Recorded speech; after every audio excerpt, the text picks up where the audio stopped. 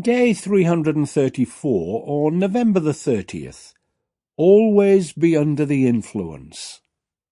Our thoughts today come from Ephesians chapter 5, verse 18. Do not get drunk on wine, which leads to debauchery. Instead, be filled with the Spirit. First, the big picture surrounding this verse.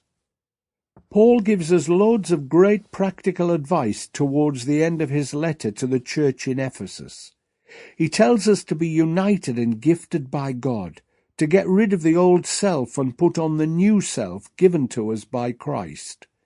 We are to be filled with the Spirit and be godly husbands, wives, parents, and children.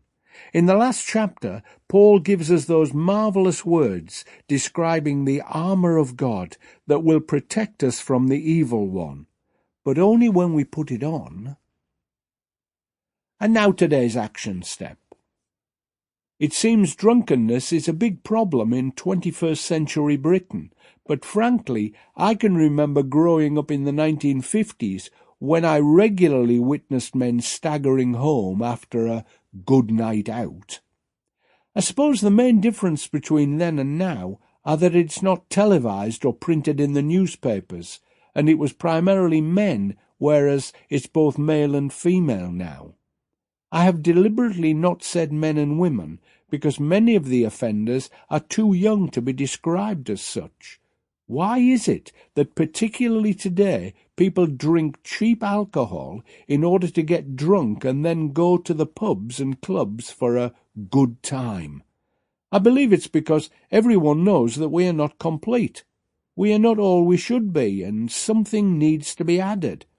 I'm sure you will have heard what I heard years ago, that we all have a God-shaped holiness that can only be filled completely by God. We believers need to be filled with His Spirit and under His influence in order to be complete. We Brits usually like to be in control of ourselves, but that's not what God wants. He wants us to be so influenced by Him that we will live a richer life than we could ever live without Him.